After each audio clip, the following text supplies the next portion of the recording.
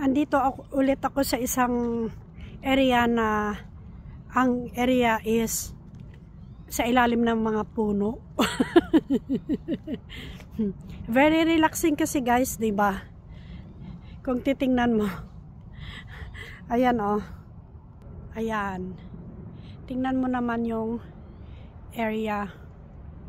Dito ako ngayon sa loob ng parang papuntang aquarium. Sa araw niya, papuntang aquarium. Ang ganda dito. Ang ganda dito, oh.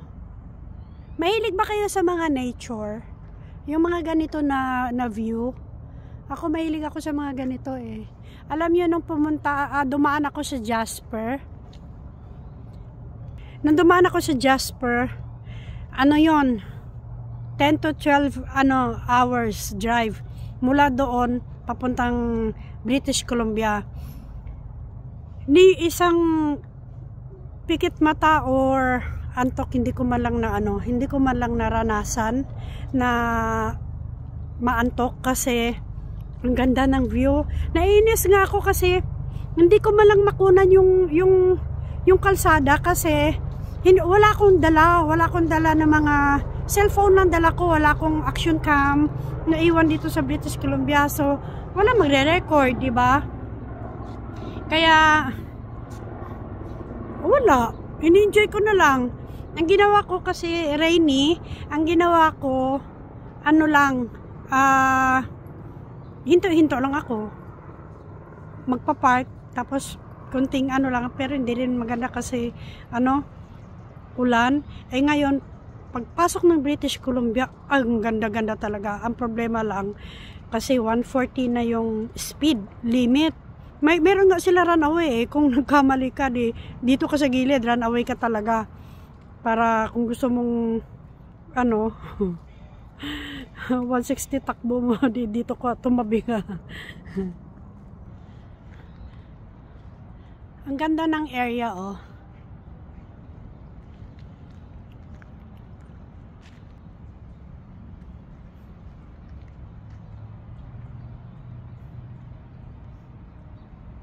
Ganda. Ngayon ako nakapasok dito. Ganda, oh. Mga puno. Ganda. Oh. Diyan ako galing kanina. Ganda ba? Ganda na.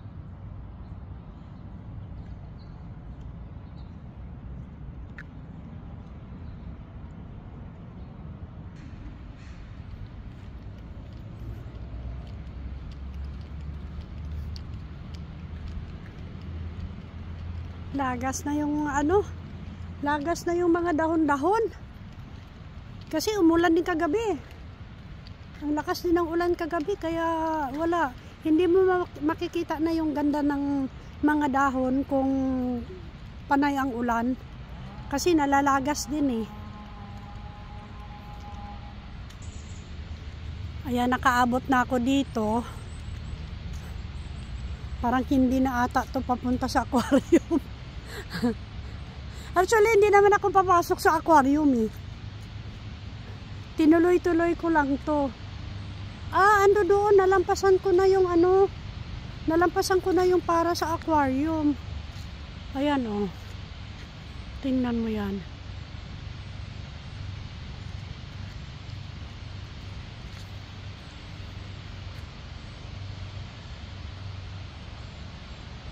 So, hindi nga dyan.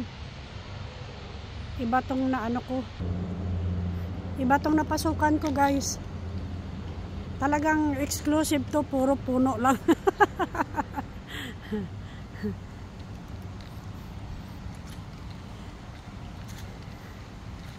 Tingnan mo, oh. Diba? Ang ganda talaga dito. Pag fall. Pag summer to, hindi naman siguro ganito to. Siya? Green, all green.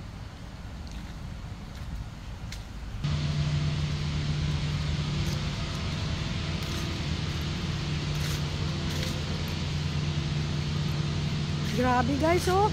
Andito na lahat sa ilalim. Ayan, papasok na ako dito sa may... Ito na ata yung dulo eh. Dulo na.